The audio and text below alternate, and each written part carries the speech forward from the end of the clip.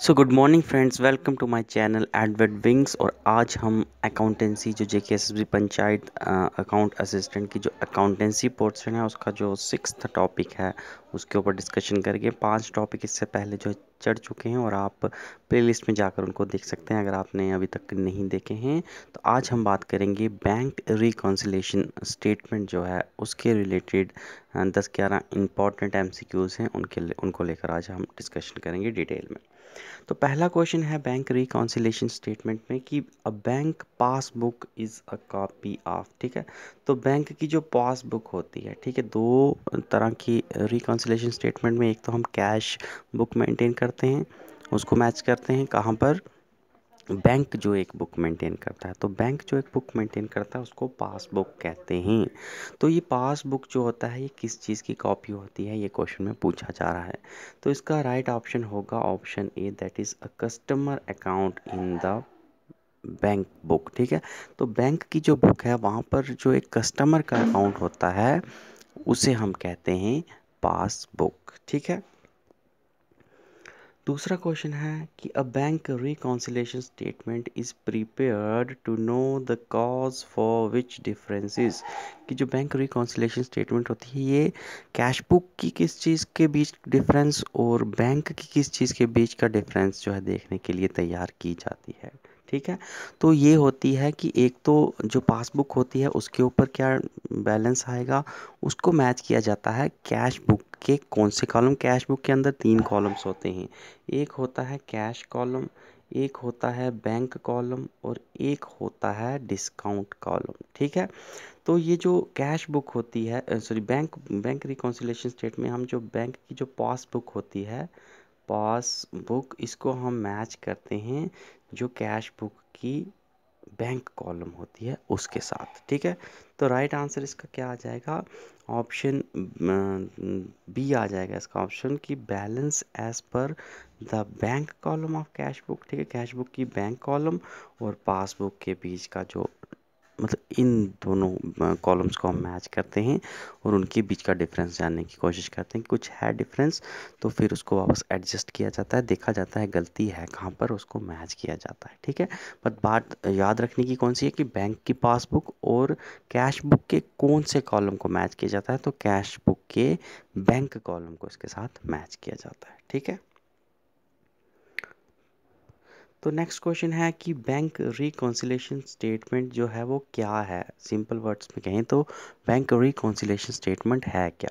तो bank reconciliation statement एक statement की तरह होती है। ठीक है, तो ऑप्शन सी आ जाएगा इसका कि it is a type of statement. ठीक है, ये कोई लेजर नहीं है, ये कोई जर्नल नहीं है, ठीक है, ना ही ये कोई सब्सिडियरी बुक है, पर बस ये एक तरह का स्टेटमेंट हम कह सकते हैं कि स्टेटमेंट है।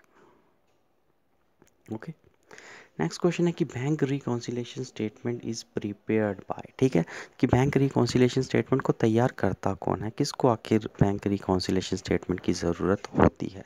तो इसका ऑप्शन होगा कि अकाउंट होल्डर, ऑप्शन डी। ठीक है, तो जिसका भी अकाउंट है, जिसका भी अकाउंट बैंक में है उसी को तो बैंक रिकॉन्सिलेशन स्टेटमेंट की ज़रूरत है। उसी को देखना है कि कुछ गड़बड़ तो नहीं हुई है, जो मैंने बैंक में पैसा जमा कराया है या फिर बैंक में पैसा लिया है उसमें कुछ गड़बड़ नहीं हुई है, तो ये अकाउंट होल्डर का काम होता है। ठीक है, तो अकाउंट होल्डर को ज़रूरत होती है बैंक रिकॉन्सिलेशन स्टेटमेंट की, बैंक को तो ज़रूरत है नहीं। बैंक को क्या करना भाई, बैंक का अपना खाता अपने से मेंटेन है, उसको क्या पड़ी है किसी के कैश बुक के साथ कोई भी स्टेटमेंट मैच करने की, करे कोई ना करे। लेकिन अकाउंट होल्डर जो है उसके लिए बैंक रिकॉन्सिलेशन स्टेटमेंट तैयार करना बहुत ही ज़रूरी है, तो ये वही किया जाता है। ठीक है, और अगर डेजिग्नेटेड पोस्टें आ जाए अगर आपको कि कौन करता है ये, VLW या दूसरा तीसरा, तो तब आप कहोगे कि चार्टर्ड अकाउंटेंट जो होता है, ठीक है, CA जो है वो करेगा, अगर आपको पोस्ट वगैरह भी मेंशन हो। ठीक है,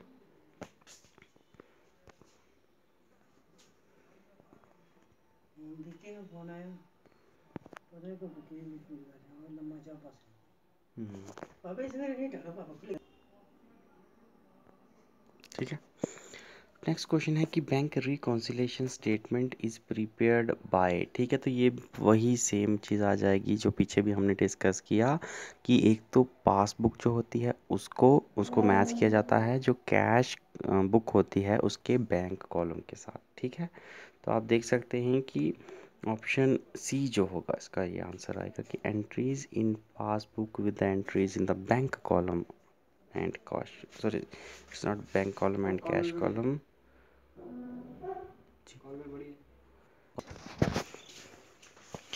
द राइट आंसर इसका होगा option A, entries in passbook जो हैं वो कैश कॉलम की बैंक कॉलम, कैश बुक के बैंक कॉलम से साथ मैच की जाती हैं। Okay, option A is the right answer. Next question है कि कैश कॉलम में फेवरेबल बैलेंस कौन सा होता है? तो डेबिट बैलेंस जो होता है जिसमें रिसीट वगैरह को हम नोट करते हैं, तो वो जो है फेवरेबल बैलेंस माना जाता है। नेक्स्ट क्वेश्चन है कि on the bank statement cash deposited by company is known as, ठीक है, कि बैंक स्टेटमेंट में जो कैश डिपॉजिट होगी तो उसको कहाँ रिप्रेजेंट किया जाएगा? तो बैंक कॉलम में उसको क्रेडिट में किया जाएगा, ठीक है, और डेबिट हो जाएगा जो हम विदड्रॉ करेंगे कैश, तो वो आ जाएगी डेबिट में। तो जो क्रेडिट है वो उसमें आ जाएगी जो हमने डिपॉजिट की है। नेक्स्ट क्वेश्चन है कि एक टर्म आती है डिपॉजिट इन ट्रांजिट, तो ये डिपॉजिट इन ट्रांजिट जो है ये कहाँ पर यूज़ होता है? तो ये होता है जब कैश बुक में हम कुछ भी सब्ट्रैक्ट करते हैं, ऑप्शन सी। तो कैश बुक से जब हम सब्ट्रैक्ट करते हैं कुछ, तो उसके लिए एक टर्म यूज़ होती है, that is deposit in transit, ठीक है।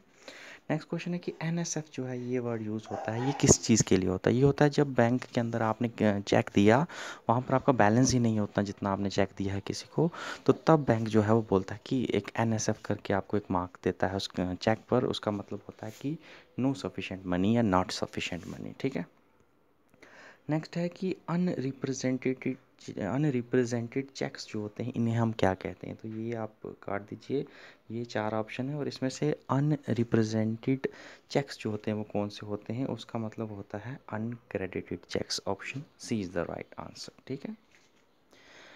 तो अगला क्वेश्चन है कि जब चेक जो है पे नहीं किया जाता बैंक के द्वारा, when cheque is not paid by bank, तो उसको हम क्या कहते हैं? उसको हम कहते हैं डिसऑनर्ड। हम कहते हैं चेक जो है वो डिसऑनर्ड हो गया है, ठीक है, जब बैंक जो है पेमेंट नहीं करता किसी चेक को लेकर, ठीक है।